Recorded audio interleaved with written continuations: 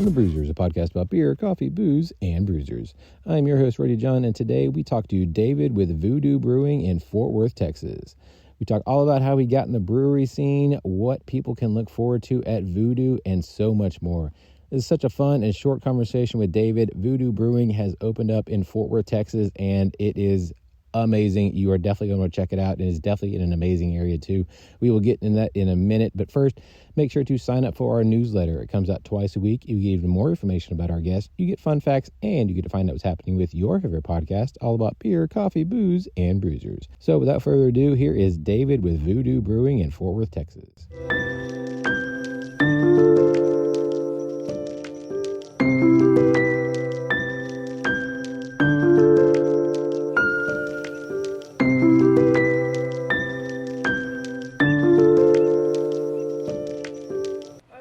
Show at David with Voodoo Brewing. How you doing today, sir? Oh, not too bad. Not too bad. So let's go all the way back in time. What is your earliest memory of beer? Of beer? Yeah. Wow. So probably just turned 21. I was about to join the military. Oh, wow. Yeah. Thank you for your service, by the way. No problem. And hanging out with some friends, started drinking probably, I think Corona was probably my first beer. Nice. Yeah. That's a good beer to start with. Yeah. It wasn't bad, yeah. I think I grew up with Bud Light. 5 or 6 years old, my mom gives me a sip. I'm like, ew, what is this? You drink this? Yeah. Well, so what was your gateway craft beer that you were like, oh, okay, I can see myself really getting into this? That would probably be like... when I really start getting into craft beer, it would probably be, I think I had like a Frankensteiner when I was stationed in Africa. Wow. And they had like the big tall one. So we were only allowed 3 because we weren't in like a forward position, but we were only allowed 3. Right. So we all got the big one, and we used to call it Drunk Monk because the monk on the front of it. Yeah. But we just developed a taste for that one, and then it kind of grew from there. Just let me try these different beers, and like all different countries. Let me try the local beer. Right. What are we doing here? What an amazing way to try beers from around the world. Literally being there and be like, Yeah. oh, what's your local beer? Let's have that. Yeah. Exactly. As opposed to here, you have to go to whatever city or state, and for you that's exotic because you're not from there. Right. But again, going around the world on America's dime, just Yeah. happen to be able to drink their local beers. Yeah. Where I really enjoyed the beer was Belgium. Yeah. Oh my God. Beer there was delicious. That's on my bucket list of places. Yeah, they're in Germany. I just want to just be drinking beer all day, and that's really all I want to do. Yeah, we had a couple days off, and we would just go down to the local bar. Hey, what do you guys got? Back and forth with them. And, they start pulling out some strange beers that I've never heard of. Styles you've never heard of. Yeah. They were like the triple Belgian, like that. Right. Yeah, that's where I actually got into the triple Belgian, and we happen to have one on tap. But yeah, that was like my favorite beer for a while. That's awesome. Yeah. Now, so the original Voodoo Brewing started in Pennsylvania in 2005, but they have, now have locations all over the country, and we are now in the newest location here in Fort Worth off Main Street, which is an absolutely amazing location. We were talking about it before we started that you couldn't imagine 5 years ago like this would be in this neighborhood because the whole neighborhood's changed over. Right. Yeah, no, like 5 years ago, even like 3 years ago, it was still, pretty bad, but they started building, a little further up the street, but I think it's going to come this way, and I think... Oh, it's already, Yeah. It's already here, basically. Yeah.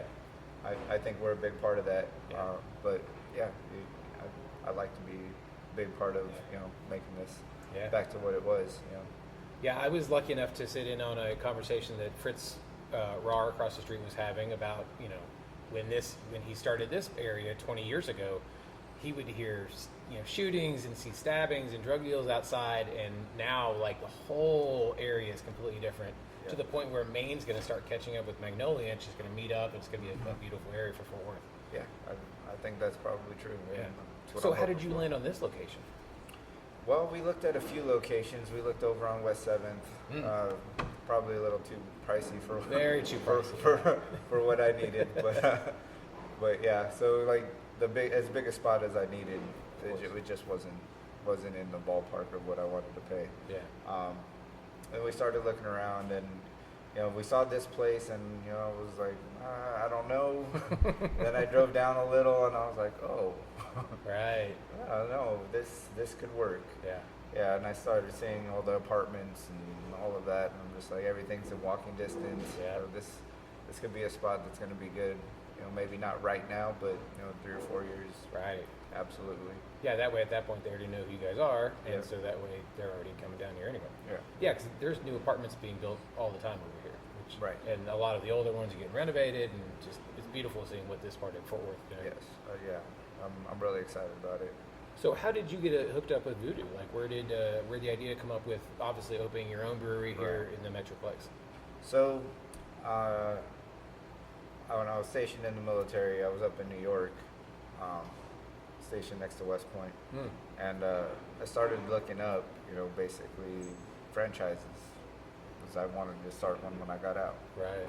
So I was looking them up, and kept coming across Voodoo. I wanted to do a franchise. I knew that only because I'm not a businessman. That wasn't my forte. Yeah. I was in the Marine Corps for 21 years, and yeah, I have some leadership skills. I got some things that I can bring to the table, but the business acumen wasn't one of them. They don't quite teach that over there. Yeah, no. So I mean, I did some research, and they were opening a lot of basically tap houses for the brewery. Yeah. And I was intrigued. Started talking with them back and forth on emails, and then they invited me out to Pittsburgh to come try the beer, come try the food. Just say, hey, this is what we offer. Right. And I was sold. Like I had that triple Belgian. Like I said, it was my favorite beer, and now they had one. So now you can have one at least every day if you wanted to. I could. Yeah. And I don't, but I could. It's a good idea not to. Well, so there's also one open in Grand Prairie, and then I didn't realize as I was talking to your GM, Eric, that there's one in Plano, Prosper is going to happen, Denton, but you guys are going to be the only one in Fort Worth. Correct. And but everyone's obviously different than the other ones, and you guys are quite different than Grand Prairie. How do you guys try to make it more different with each location? Well, so the franchise, in their wisdom, lets us kind of do what we want to with the menu.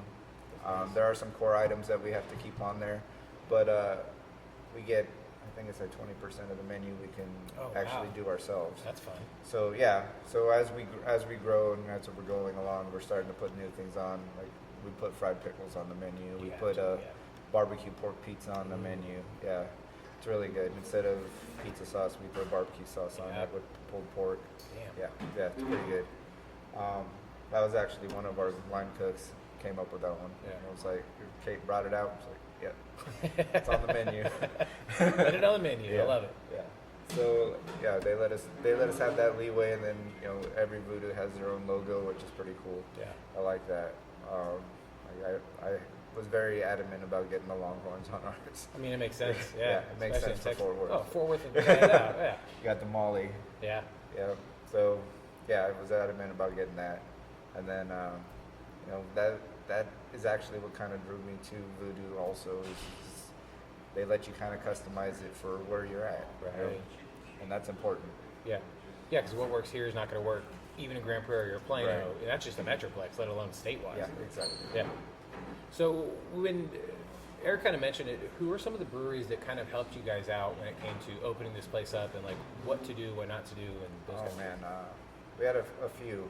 Panther Island was very critical. I mean, we used to talk to the distributor who would come over here every once in a while, and he, hey, we can help you out with this. We can offer you guys this or whatever. And we're just like, oh, really?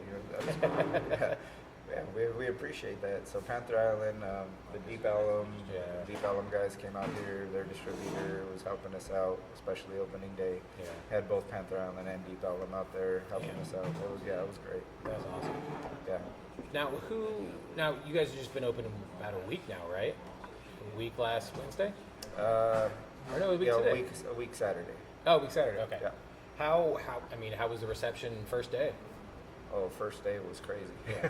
Yeah, first day this place was packed. Like every seat was taken for easily a good 4 or 5 hours. That's amazing. Yeah. We were running. We didn't plan for that, so we didn't really have enough staff on hand to accommodate everybody. But we made it happen, and I was running food. I'm running drinks. Whatever I had to do to make that happen. You got to, especially that first day. Yeah. Yeah. Well, so when did you start? I guess walk us through some of the trials and tribulations of opening your very first brewery, and then up to opening day, like everything that people don't see behind the scenes, the quote unquote unsexy part of opening a brewery. Yeah. I would say finding funding. Yeah. Especially when you never owned a business before is really difficult. And a lot of people are going to try to take advantage of you. Of course. In that area. Yeah. Whether it be distributors or craftspeople or whatever it is. Or banks or banks whatever. For sure. Yeah. So, but yeah, that was probably the hardest part. And then just the amount of paperwork you have to do. There's a TABC you got to go through. You got to get your liquor license. You got to do the sales and use tax. You got to. There's a whole string of things that you just don't know when you don't know. Yeah. But you don't know when you start opening up. You're like, oh, I got to do this. No, I got to do that too. Oh, I got. All this is the same information. Why can't they just talk to each other? Thank you. I don't understand. They're all government it's just why not just spread the information? Right. Yeah, just put it in a database and everybody gets to grab it from there. Yeah. That would make very more sense. Yeah. That's government stuff, so of course that makes. Yeah, I mean, we did it all, and it all worked out. But it's a mountain of paperwork. It really is. Well, what about the inside stuff? Because obviously you got to renovate everything, and then this, like we were talking about earlier, this used to be two different places. The left side, where your kitchen is, used to be a Vietnamese place. Yes. And then this other side was nothing. So correct. Yeah, this other side was actually, it looked like someone partially put it together, but it was missing ceiling, it was missing like all the duct work, it was missing a lot. And then it had a kitchen that was halfway put up, but not finished. So we got our blueprints in from a company that Voodoo recommended, and then they basically gutted the kitchen and made it a beer fridge. Oh, awesome. Yeah, so this side, I mean, it took a lot of money, took a lot of time, but eventually it got done, and it was a trials and tribulations, GC was pretty experienced, and that it was both good and bad. Right. He knew what he was doing, and I didn't always. Had some kind of, I've had some kind of construction and that kind of stuff in my background. So I do kind of know some of the things, and had to pull the BS flag a couple times. But yeah, it's just they'll take advantage where they can, and you just have to be up on it. Yeah. It's so upsetting when people just like. Yeah. Well, can we all just be good people about all of this? Exactly. It's awful. So you guys aren't just a brewery. You guys are a gastropub, and you have different food and signature cocktails for people who aren't just fans of beers. Tell us more about some of your cocktails that you guys have and all of that. You're good. So yeah, you guys have signature cocktails and other drinks for people who are not fans of beer. Kind of walk us through some of those cocktails that people can look forward to. Okay. We have a lot of cocktails that we pre-make. So we're not worried about the pours that are going in. They'll all taste the same because they're pre-made. So